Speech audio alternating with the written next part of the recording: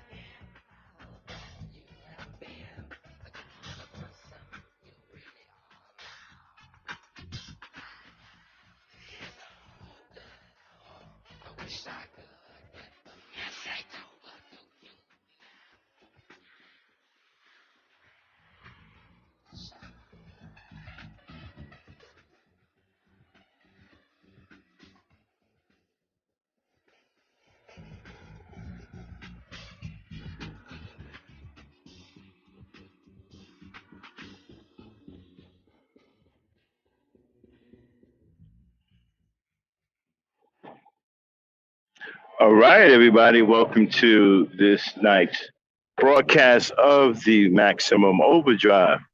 I am the Black Knight. Well, we're going to talk about reestablishing the black family. I had a podcast earlier that was kind of fire and brimstone, but a particular brother came into the chat and he mentioned promoting families. And that got me to thinking, let's start talking about promoting black families. You know, I come out of the 60s, 70s, and black families were extremely strong back then. You can tell where they got it from because our ancestors out of slavery were very, very, very strong with family as well. One of the things that we don't have now, not just we don't have families, but we miss the upraising of the children and the way the children were being raised back then. You see, parents were raising their children to be responsible. And so some people say, well, how do you raise children to be responsible? Very simple. Give them things to be responsible for. And when they don't carry out those things that they're responsible for, you discipline them. and teach them why they should have been responsible for doing the thing that you told them to do, such as chores. When I was growing up, I had chores around the house. I was responsible for, since I was the youngest, I was responsible for cleaning the bathroom and mopping the hallway. Those were my duties. Those were my chores. I got an allowance too. But every day when I come home from school, I made sure the hallway was swept and made sure the bathroom was cleaned out. My older brothers, they had different chores. Some took out the garbage, some cleaned up the backyard, worked in the basement, therefore. But we had a sense of responsibility. And so this taught us a lot. This taught us respect for authority. This taught us a work ethic. Well, the respect for authority came a little bit later with the father, but this really taught us a work ethic. This is the early establishment of a work ethic.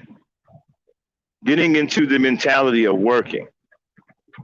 And also having an allowance was like, paying your children a wage. So now I'm not sure all households had allowances, but I know mine did. We got an allowance for when we did our chores, when we behaved. My allowance is like $2.50. But you're talking about back in the early 70s, man, that was big money. I remember when I had a $5 allowance. Are you kidding me? I had all of the candy I ever wanted in the whole world. What kid don't want a big bag of candy going to school? And with $5, you're talking about creating cavities like a mug. But I told the story once before. I'll tell it again. One day I went to my father. I was about 8 years old, about to turn 9. And I went to my father. I said, "Can I have $5? He said, "I'll tell you what. I'll give you half, and you'll make the other half." I mean, I'm an 8-year-old kid. I don't know what he's talking about, So he gave me $2.50. We went to the grocery store. We got some sugar. We got some lemons. We got packs of Kool-Aid, right? Got some water. Came back, went in the backyard, took some wood he had laying around, got some paint. We got the building. Next thing you know, we built a little stand. Made some signs. Lemonade for sale. Kool-Aid for sale. 25 cents a cup. And so we sat out in front of the door. Well, actually, we went into the kitchen. We started making the lemonade. Now, my sisters was very good at making lemonade and Kool-Aid, right? So they made the lemonade and Kool-Aid for us.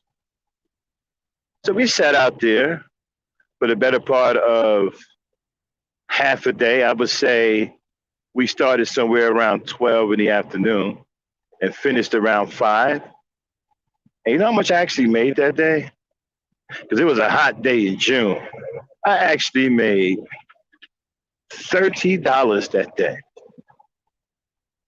You know how much money that is for a little kid in the 70s? $30. Man, I was balling. $30. And so, but your parents always looked out for you, right? They said, no, you're going to spend it all in one spot. So you either took a few dollars and they put the rest in a piggy bank for you, or they put the rest of it away so you wouldn't spend it all in one place, right? Parents always making sure you're responsible. So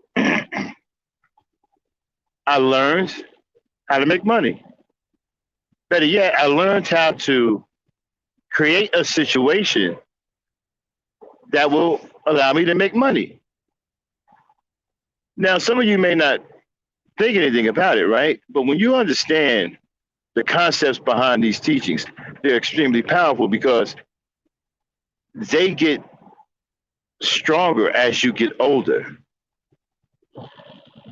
And as you learn more, the work ethic is there. The willingness to create your own job or create a situation to where you can make money.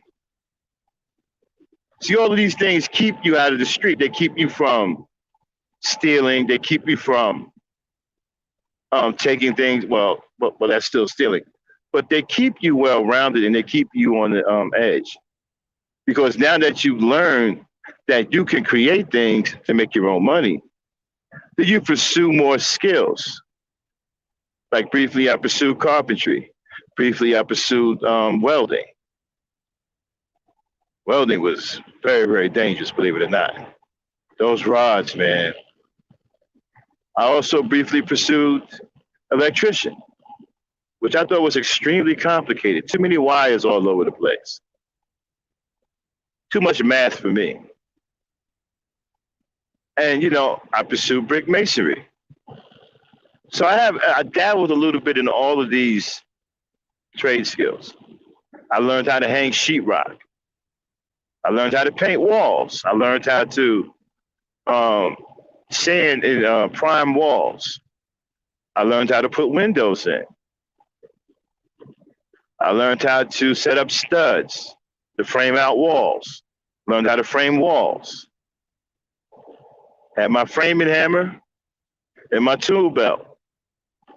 So you see, that mentality leads to bigger things. It leads to a more productive mentality. Because if you learn at a young age how to create a situation where you can make money, as you get older, that mentality becomes more advanced. And you go out and seek out more skills that will allow you to make money, such as carpentry, masonry, welding, electrician, plumbing, architecture. It goes on and on and on. And so these things came out of the home. That's why the family is so important, because the family is the foundation of who you are. It's established in your home. So when you're ready to come out of the house or come out of the oven or come out of the nest, when you're ready to leave the nest, you are equipped to deal with what's going on in this world. And you're not afraid of the world because you are equipped with the necessary knowledge to succeed in this world. You have the work ethic. You have the 1-2. You have the skills, the necessary skills, or you're pursuing even more skills that will allow you to create your own job and make your own money. So this is why the family is so important. There's a lot of teaching going on in the family. A lot. There was always some learning to be had. The father is always working around the house. The mother is always on you about education. Read this, read that. Homework. Homeschooling. Your father is building something in the basement, or he's got his tools out. He's in the backyard putting something together. There was always a hammer swinging or a saw going off. Whether he was in the house fixing doors, hanging doors, fixing the window sills, repairing a roof. There was always some learning going on. And your father always brought you in. Come on, son, let's go fix this roof. Come on, son, let's go hang this door. Come on, son, let's go hang this window. Come on, son, let's go lay this floor. So you learned these skills secondhand from your father first, before you actually pursued them professionally. So you have a good amount of knowledge coming out of the home because your father was quite the handyman. Your father was quite the man with the trade skills. So you already have a working knowledge of carpentry, plumbing, and things of that nature coming out of the home because your father worked around the house. I learned how to hang sheetrock because of my pops. I learned how to lay linoleum because of my pops. I learned how to repair roofs because of my pops. My pops wasn't much of an electrician. He had some friends that would do that. He would just call and they'd come up with the electricity. but he pretty much can do everything else. He can weld. Okay. So these skills are vital. And you learn this in the home just by working with your pops. Now, I'm not saying you're going to have a mastery, depending on what your father specialized in. You still may have to, pursue it outside the home, but you're going to have a strong, good beginning knowledge in these skills. And so we have to get back to that. See, if these kids had a father in the home working around the house and getting them involved in working around the house, you wouldn't see these kids in the street like this, because when we were doing it, we didn't hang in the street. We may hang out in front of the door, talk to our friends. Yo, man, you coming around the way tomorrow? Nah, man, I got to help my pops with the backyard. Nah, man, I got to help my pops with the roof tomorrow. Nah, man, me and my pops, we got 2 doors we got to hang. Nah, me and my pops, we fixing the windows in the house. So you was always working. And we just didn't hang in the street like that. We didn't run around starting trouble because we had too much responsibility in the house. We had things that we had to do in the house first before we got outside. You see, back in those days, your responsibilities in the home outweigh you playing with your friends in the street. Because your parents were no joke. Your parents didn't take no for an answer. You handled your business in the home, or you stayed your behind in the house.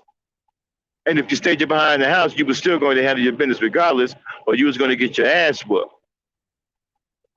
Because parents was teachers. And they weren't trying to hear their children not learning or progressing. And they were very strict, like we couldn't watch cartoons until we got homework done. Couldn't watch cartoons until we got our chores done. We couldn't have any leisure or any type of entertainment until our responsibilities were dealt with.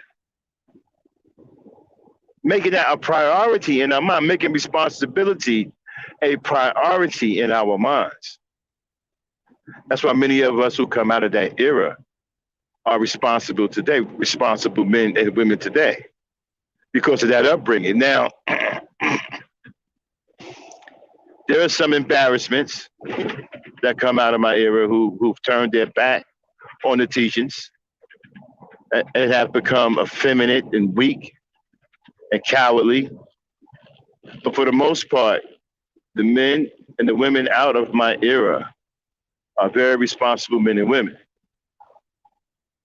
and have long-lasting marriages and many successful raisings of children. And to find adults who are productive. And so we have to get back to that. If you look at the thumbnail, if you came in here, you saw the black woman with the child. What's missing from that picture? Insert father here. Could that be it? Well, you need that to reestablish the black family. See, right now, we have ready-made half families. We got a lot of single baby mamas with no daddies for the children. Or the daddy's around and he's a deadbeat. I don't know what's worse, not being around for your children or being around your children and teaching them how to be nothing. Teaching them how to be nobodies. Because you're a nobody. So I'm not sure which is worse. But chores were very, very important. I can't reiterate how important chores are. And single baby mothers out there, if you're listening, you can probably do this for your children now. It might. Because without a father, I'm not sure how it may go. But you can start implementing chores for your children. This will teach them responsibility, but you got to start them young now. You just can't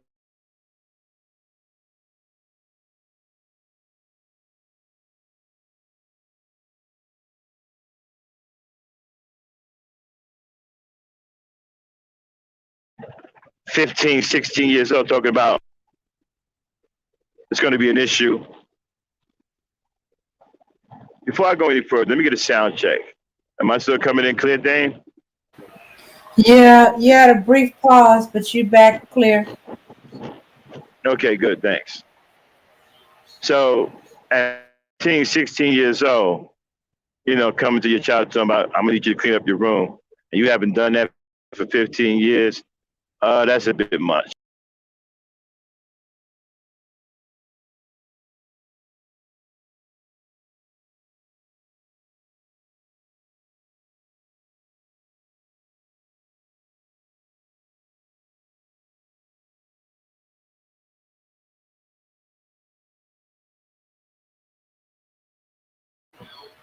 All right.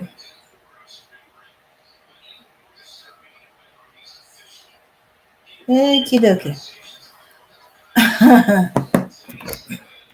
Well, yeah.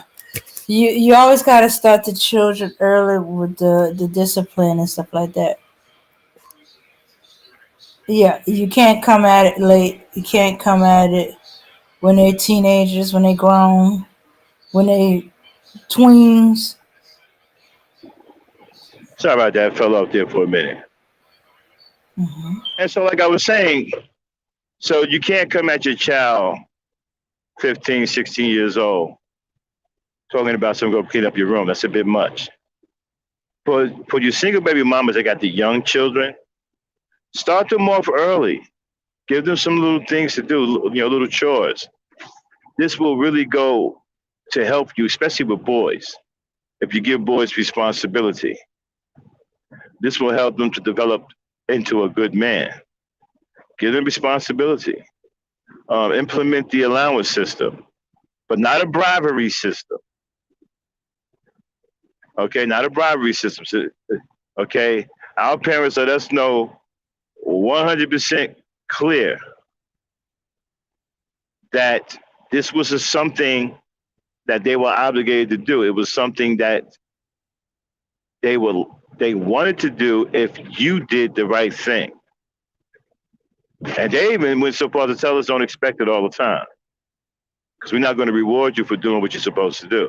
So make sure you establish that if you do an allowance system, because you don't want it to turn into a bribery thing, because kids will manipulate you like that. And another thing about the parents back in those days, the parents were strong. Parents weren't afraid of their children. The children were afraid of them.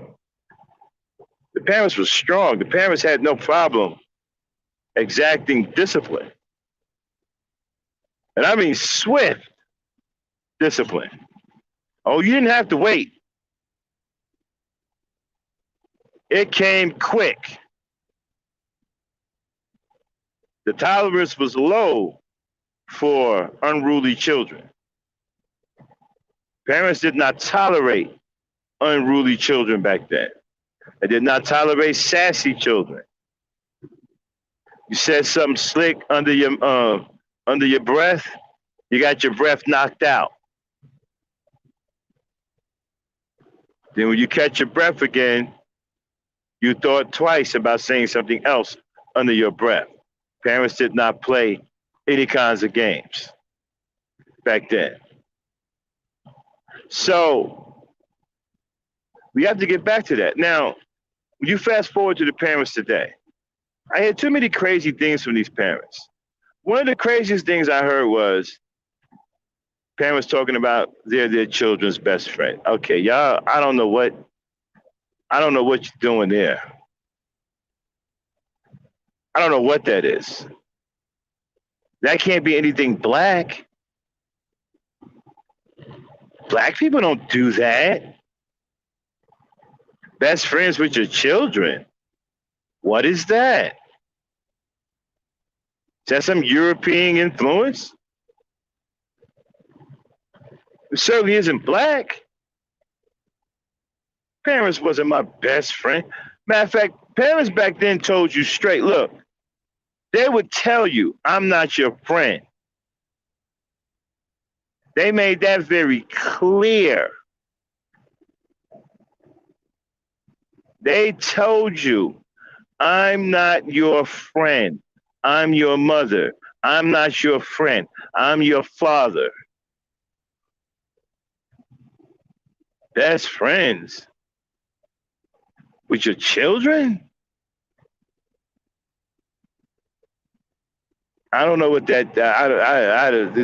That's the weirdest thing I heard. Now I heard some crazy stuff, but that right there to me is number one. How are you supposed to raise your children properly if you are afraid to raise them? If you're afraid to be a parent? Because if you're telling me that you are friends with your children, then I'm going to think you're afraid to raise them. You're afraid to be their disciplinarian. You're afraid to be their authoritator. You are afraid to be their parent, talking about their best friend. That's insane to me. I don't know what that is. My parents weren't my friends. They were my parents. And I hear that craziness, Oh, I'm best friends with my child. Me and my daughter are best friends. Me and my son. What?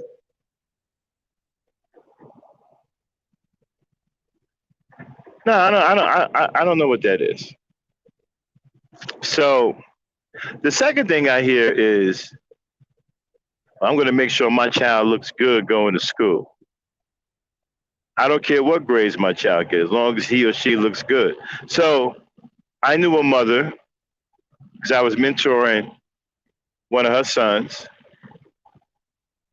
and he was flunking everything in school. When she was told about it, he didn't give an F about none of that. All she cared about was how her son looked. That's all she cared about. And she even bragged about it. Yeah, my son got on some fly gear. Don't he look cute? Don't he look like this? Yeah, but he's flunking everything in school. Yeah, but he looks good. Look good flunking everything in school. Okay, that's bad parenting, people. If you don't know by now, I'm here to tell you. That's bad parenting. Now, people say if you don't have children, you can't tell someone how to be a parent. All right, I give you that, but you can identify bad parenting. I mean, you don't have to be a parent to realize that that's bad. I mean, your child is flunking everything, and all you care about is the clothes he's putting on. And what do you look like in those designer clothes you brought him?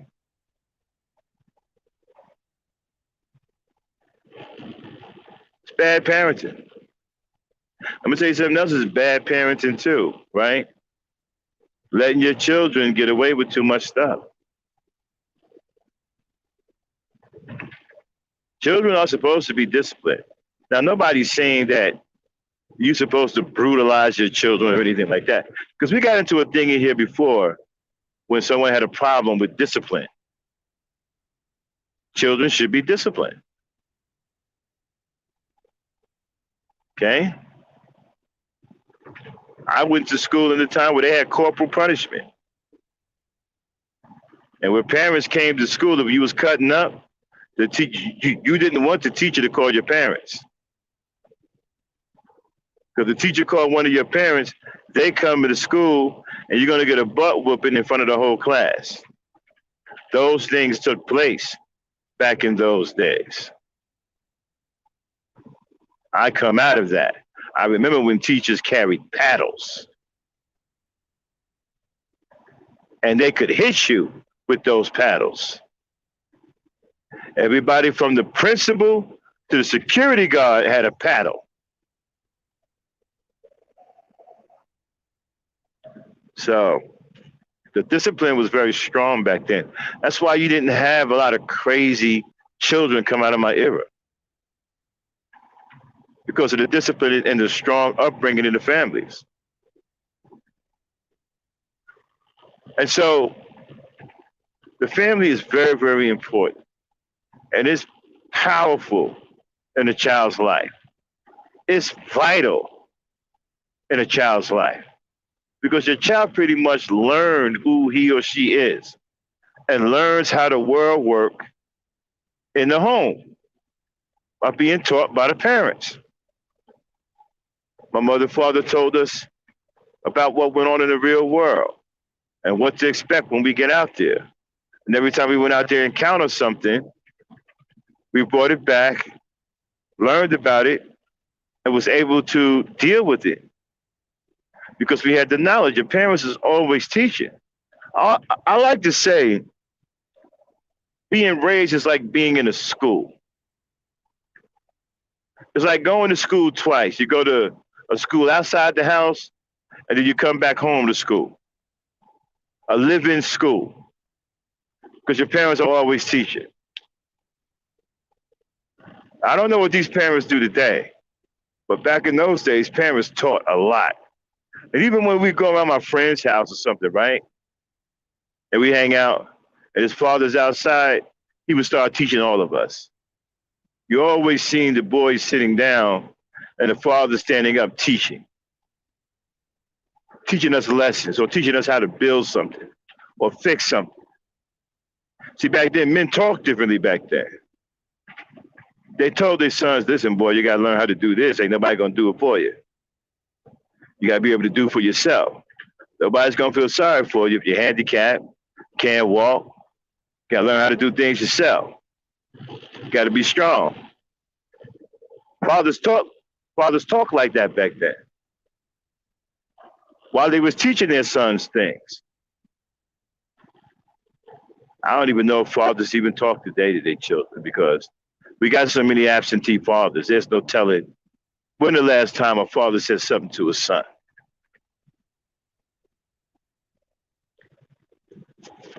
Now, child support seems to be a big thing in this time. But when I was growing up, you didn't hear nothing about child support. Seriously, I didn't even hear anything about. I can't remember when I heard about child support, but I don't remember hearing it back in the 70s. I don't remember anybody talking about it.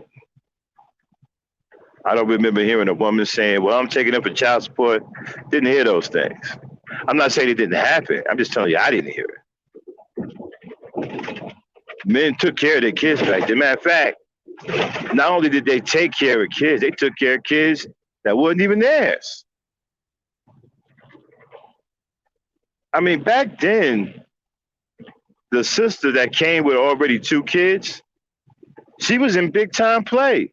Some men already wanted ready-made families because they didn't want to make none of their own.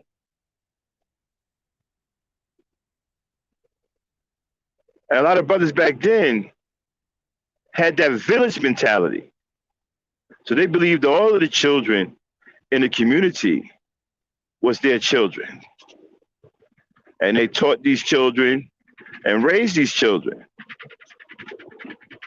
You know, you can pick almost any father from out of that era, almost anyone. And he raised more than his own children. He raised at least one child that wasn't his. That was a normal thing. I used to go over to friends' houses, and they have somebody else there that wasn't even their brother, but they're calling family because their parents are raising them. Maybe it was someone they took out of an orphanage. Maybe it was a family member that died. Maybe it was a friend or something that needed help.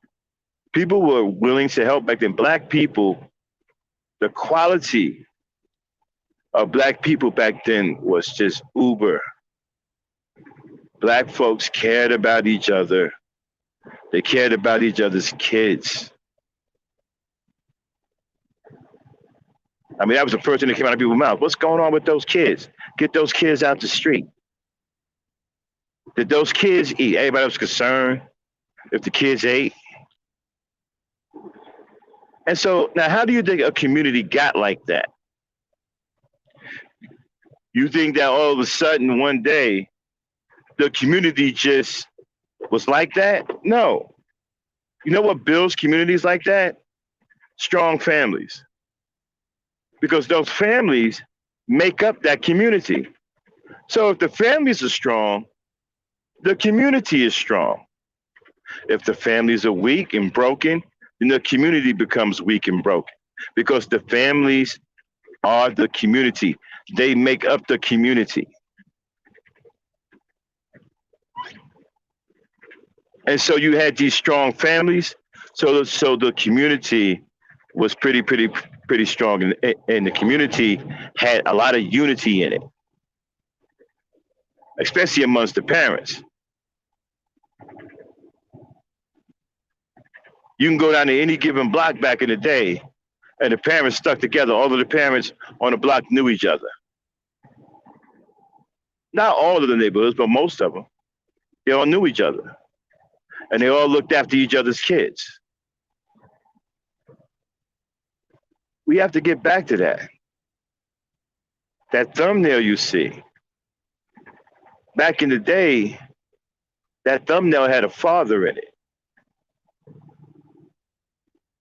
That thumbnail that you see didn't look like that back in the 70s.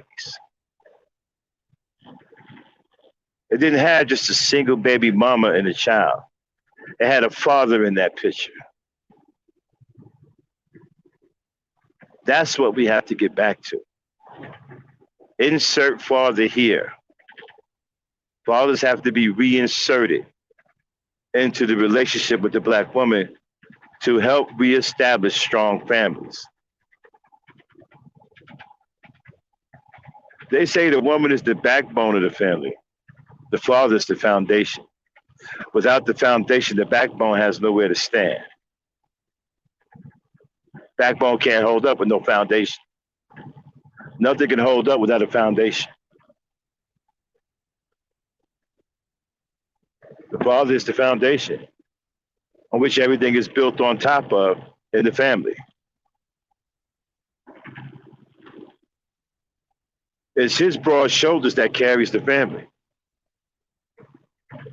We have to get back to that. The families aren't carried on the shoulders of the woman. Those are nurturing shoulders. Those shoulders are built for nurturing and loving, not for brute strength. The fathers have those shoulders to deal with the brute stuff, to bring balance, to bring authority, discipline,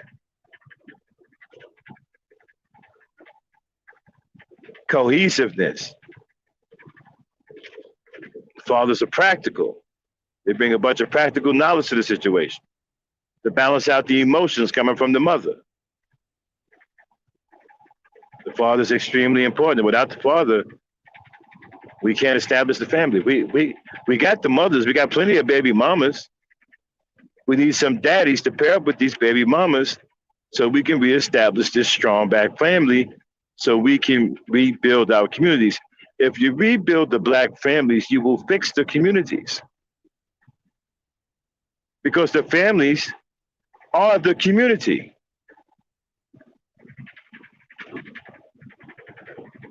So what is the way out of this broken community stuff? Repair the families. If not, you're just going to keep repeating the same mistakes and getting nowhere. Basically running around in a circle like a dog chasing its tail. Now, we have a sentiment out here that is anti-Black woman, which is shameful in itself. The fact that Black men would even have the nerve to spew anti-Black woman rhetoric is incredible in itself. I never thought I'd see the day where groups of men were anti-Black women. You got to be kidding me. Who does that? We're not white. We're Black people. We're Black men. We don't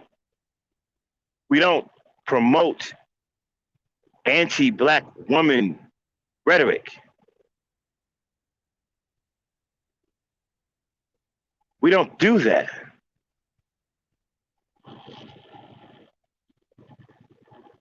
And so you have this group of men, well, groups of them now, and they're anti-black women, and they're promoting Becky. Now, let's talk a little bit about that. I could never go with a Becky for no reason at all. I don't even want Becky to come with me to a bus stop. And let me tell you why. Because when you look at what happened to our ancestors in slavery, when I read all of those atrocities, those inhumane things that was done to our children, done to brothers who were skinned alive, tar poured on their open wounds, feathered, beaten and flogged to death in front of their families to invoke fear in the women and children.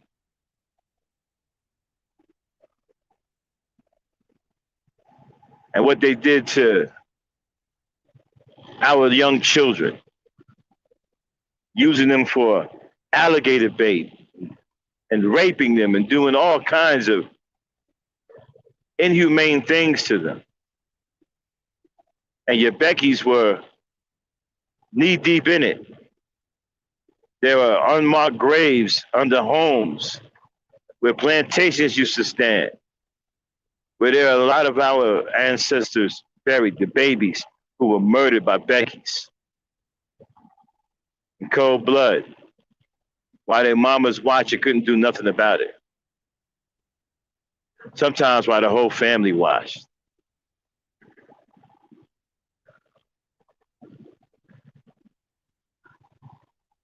See, I could never sell out the black woman.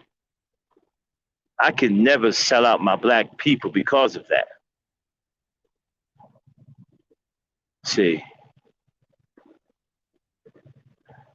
because let me explain something to you.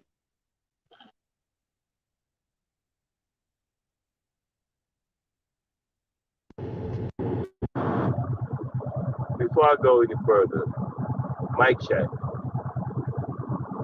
sound check. Okay, you went low to the floor. Hold on 1 second.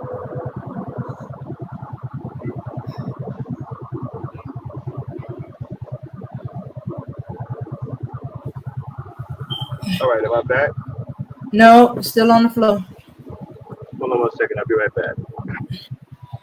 All right.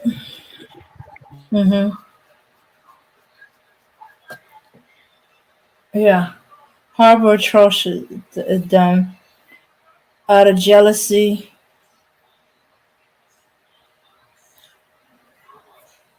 You know,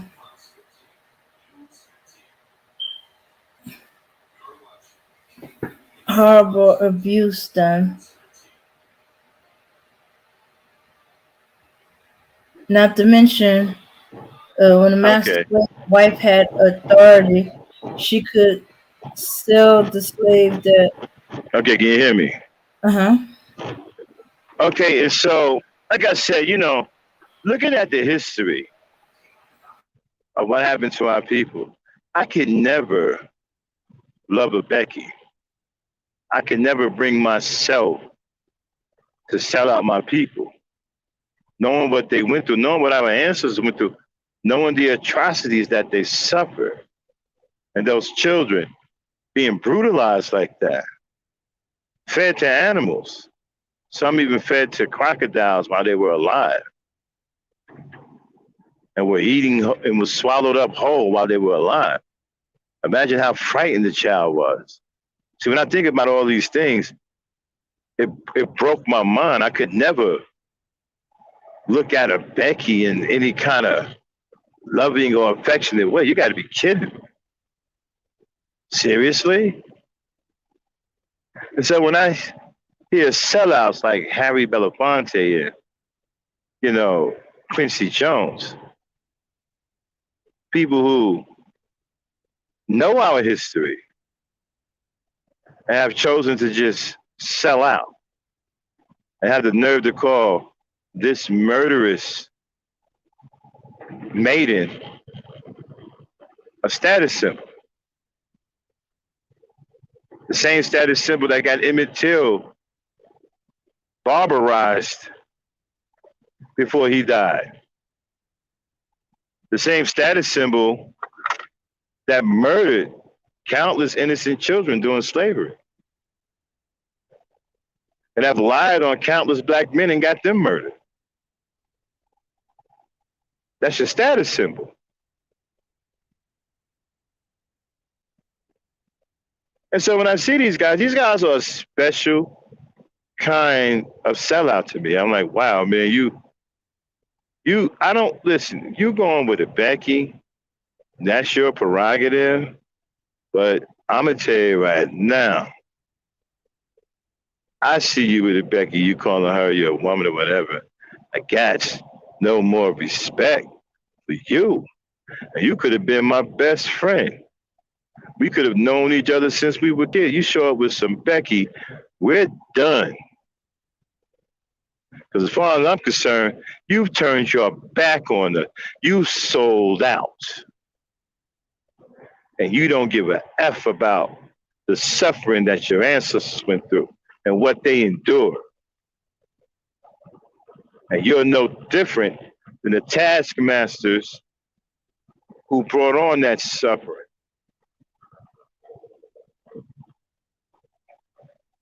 Okay? You're no different. As far as I'm concerned, I'm serious, and I've done it. I've had friends, they showed up with Becky's, and we were done. And they was like, yo, what's up with you? Man, I can't mess with you, dog. You done sold out. I dropped several friends over the past years because of that. I don't want to hear nothing about, yeah, but you know, black women don't, man, please. Let me tell you something. There's so many black women out here for you to be talking that nonsense. It's nonsense. Well, black women don't want me. That's nonsense. There's too many black women out here for you to be talking that nonsense. You went for Becky because you wanted to, because you have no love for your ancestors. And you don't care. If you read the history and you've seen what happened to those children, you don't care. You don't give a, you could care less. You have no respect or no sympathy or compassion for what our ancestors endured. So to me, that just makes you a traitor, and you are our enemy. Showing up with these murderous sirens.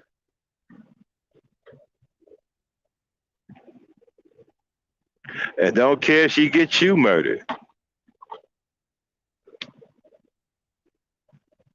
Didn't we just see a whole bunch of Beckys and Karens lie on black men, hoping that the police would show up and shoot you? Y'all still chasing these people around? Still talking about their status symbols? Still making stupid podcasts talking about they're checking for black men? I'm telling you, some of you guys are stupid.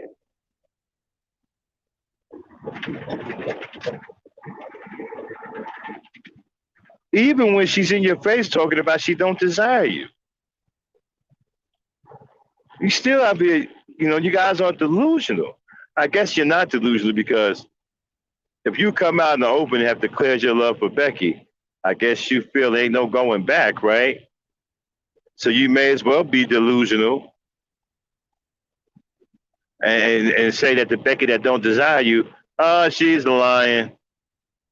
You wait till she gets off the camera. She's going to love me. She's just saying that on camera because her family's watching. Her family don't like black people.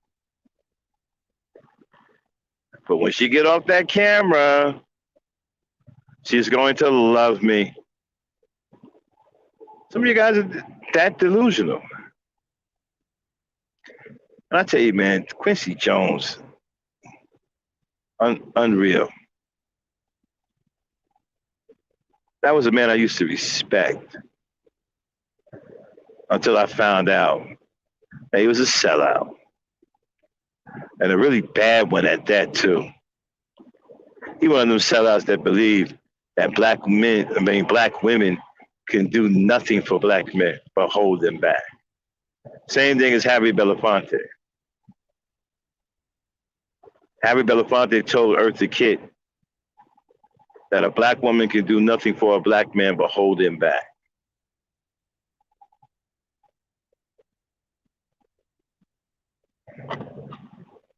And these people got the nerve to march for civil rights. You hypocrite. You're going to fight for civil rights? Did you really care about black people?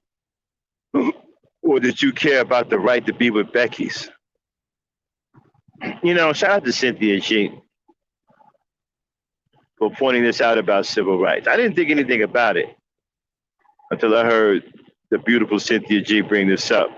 Then I started doing some research on my own. I started realizing certain things. Started listening to guys talk like Harry Belafonte, Sammy Davis Jr., and all these guys, Sidney Poitier, all these so-called freedom fighters that was supposed to be for the movement of civil rights. A lot of them guys, if not all of them, was only fighting for civil rights so they can walk around with Becky's in public and not get hung, but not get killed. So that's all they gave a F about. They cared nothing about black people. They was there fighting for the right to be with their Becky's.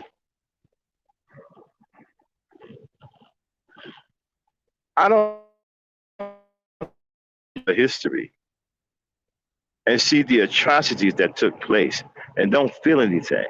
I don't care if it was 450 years ago.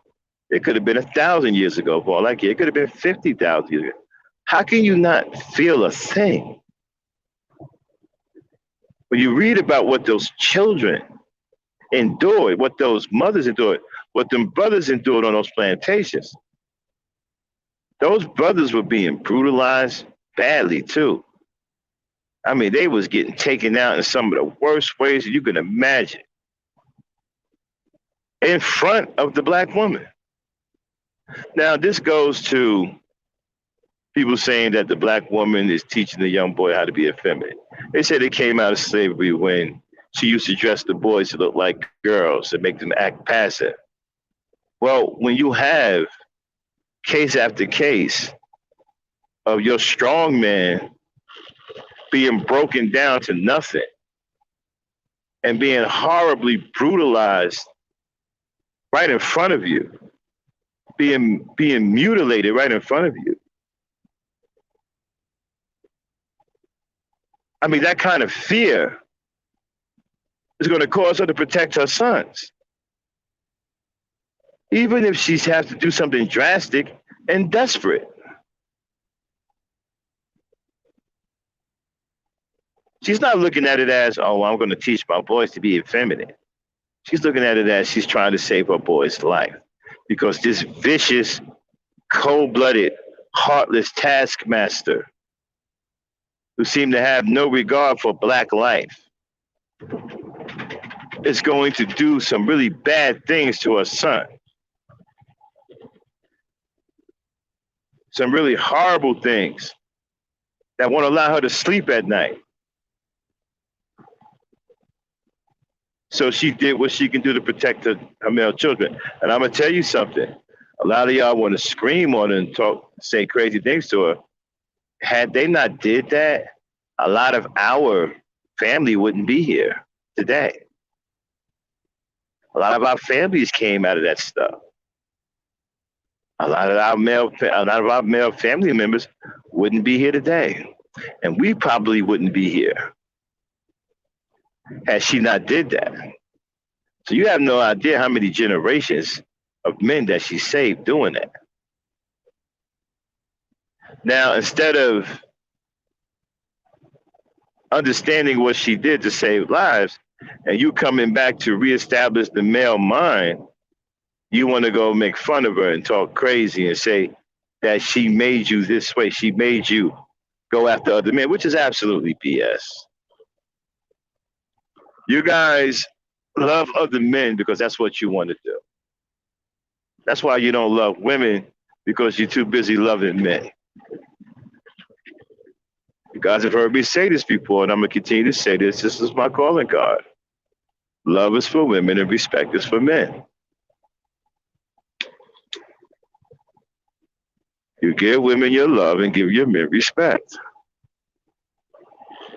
But you guys got it backwards. You guys are giving other men your love, telling guys, I love you, man. Yo, you my dude, I love you.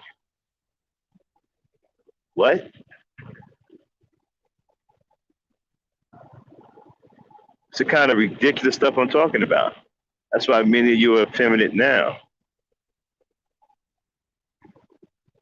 That's why a lot of you sound like women on these panels.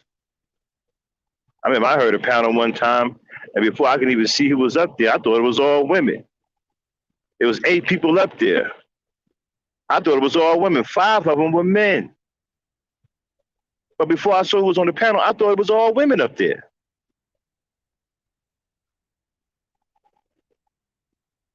I mean, when I heard, I said, man, it's a bunch of women up there. I said, let me see who's up there. Like, wait a minute, men are up here? 8 people, 5 were men. And I thought it was nothing but women up there when I heard it. These dudes were just as soft-spoken, just as dramatical as the women were. And was willing to gossip as much, if not more, than the women.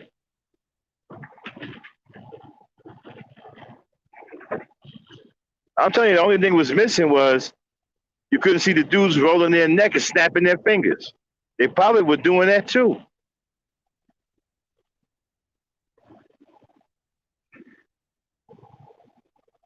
So where are we?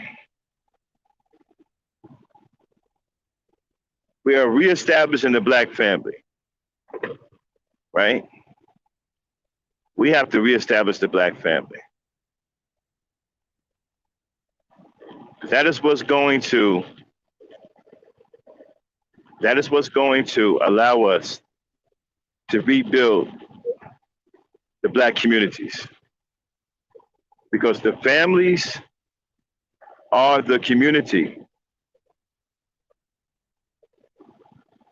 Without the families, you have no community. The reasons why the communities are broken now and messed up now and corrupted now is because the families are broken. If you had strong families, you wouldn't have all of this craziness going on because your parents didn't put up with unruly children. Unruly children was disciplined.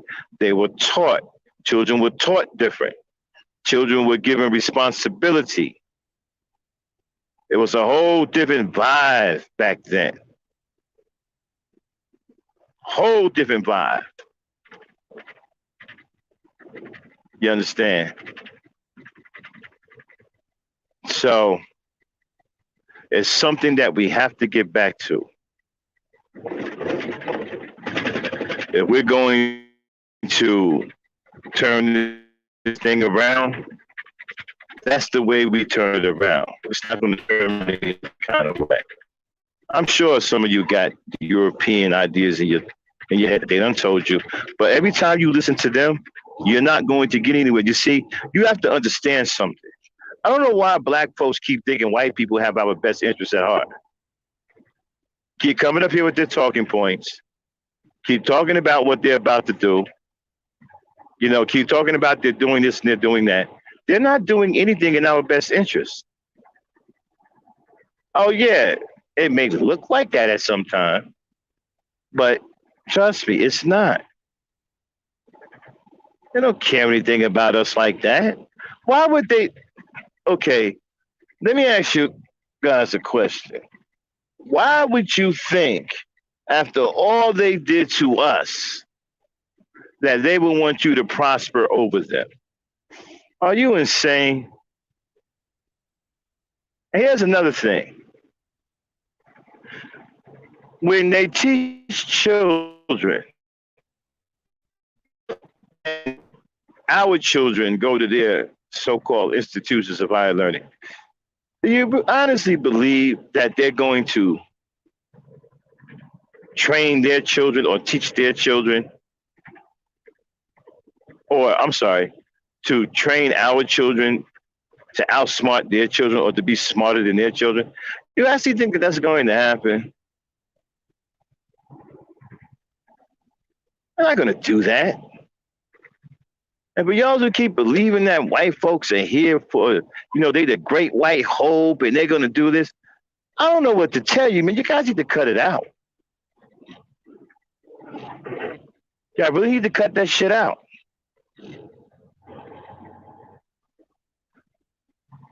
Understand, they don't give an F about us. Now, there's some white people that will fight with us because they have a dog in the fight about something else, but they're only there to get their own situation taken care of. Like you got a bunch of gays that'll get out there and march with you because they already think that the civil rights movement was for them. So if you're fighting for your rights, oh yeah, they're gonna go right along with you. The white gays, they're gonna be right out there with you. Yeah, you brother, you get him, sister, you get him, hon, get him, brother. That's right. We're all brothers and sisters. We're all the same inside. They don't give a F about you either. They're only there for their own agenda. And for some reason, Negroes have a hard time understanding that and keep falling for the same stuff over and over and over again. Oh, these white folks, man, they got our best interests at heart. They're going to do this for us. They're going to do that for us. No, they're not.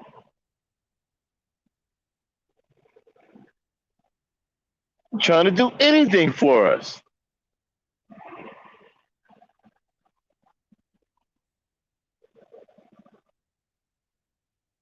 So you have to understand something. No one wants to help us. We have to help ourselves.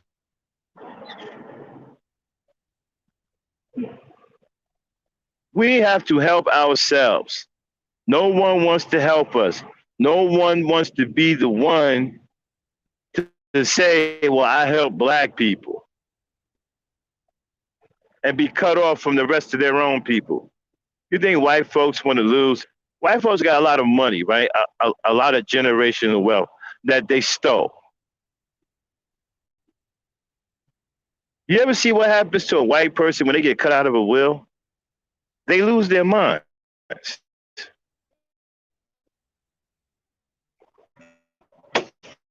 They're working, listen, decide with the brown people, because if you do, we're going to cut you out of the will. You think they're going to lose their inheritance over you?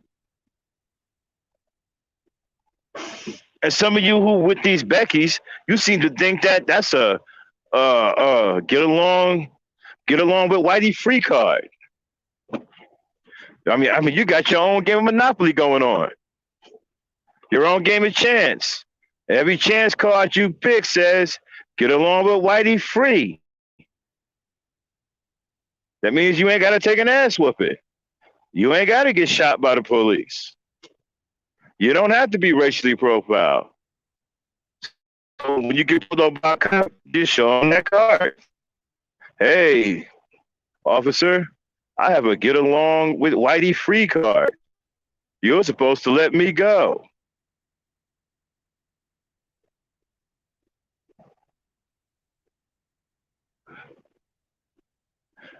And I'm telling you, it's the same thing over and over and over and over again.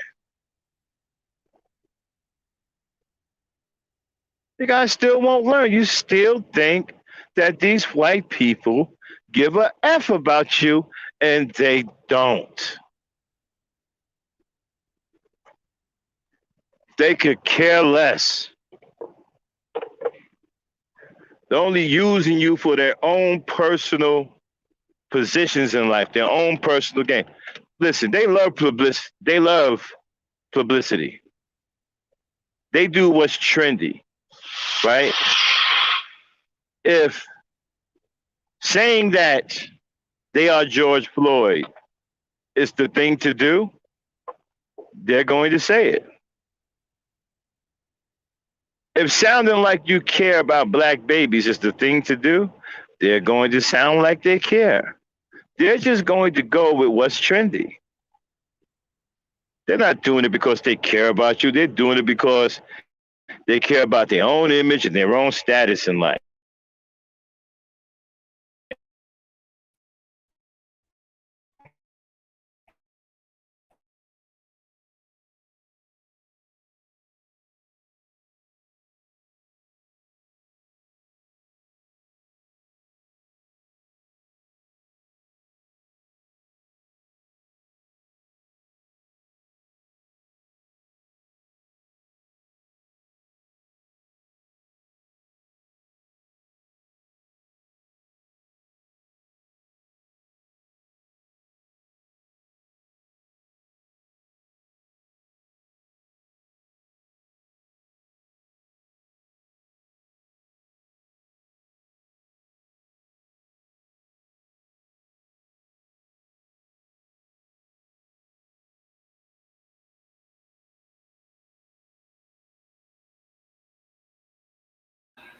All right, a little tech difficulty.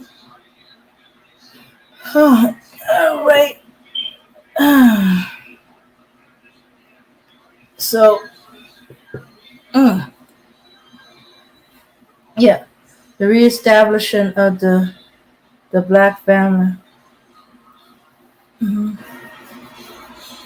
Yeah, insert man here.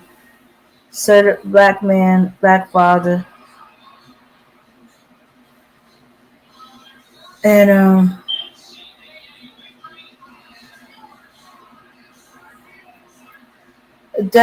that'll be a start of building community. You know, or at least be father to the children you made.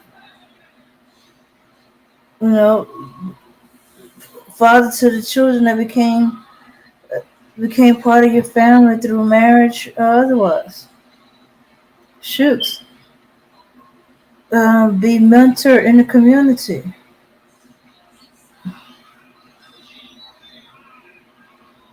And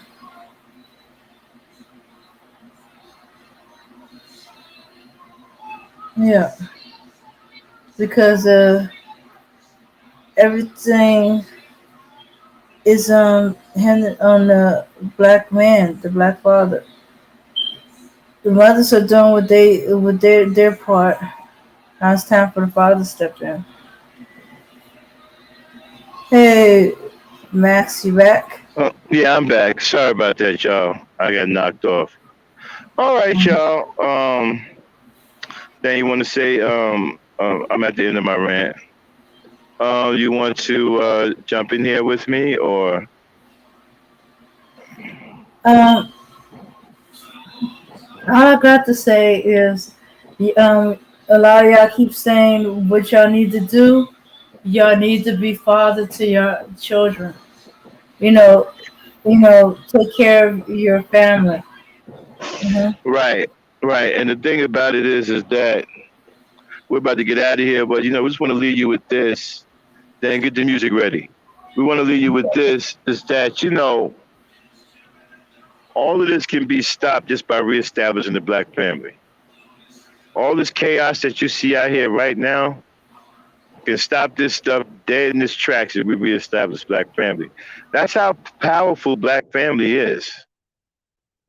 And that's how strong black people become when we have our families intact. That was the whole reason behind breaking the family up, because black people were too strong. Slavery couldn't break black people. White people couldn't break black people. We were too strong because we had family. when they finally broke the foundation of the family, that's when we became weak. That's when we fell apart. And that is where we're still at today.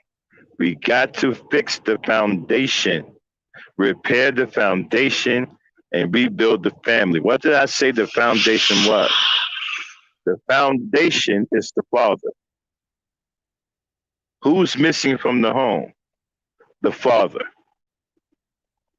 And as you can see, the families are in shambles because the foundation is missing. That's why the house cannot stand, it cannot hold up, because the foundation in which it stands on is missing. So when I say we have to reestablish the family, we have to fix the foundation. The fathers have to get back into the homes and put an end to all of this chaos. These are your boys out here running amok.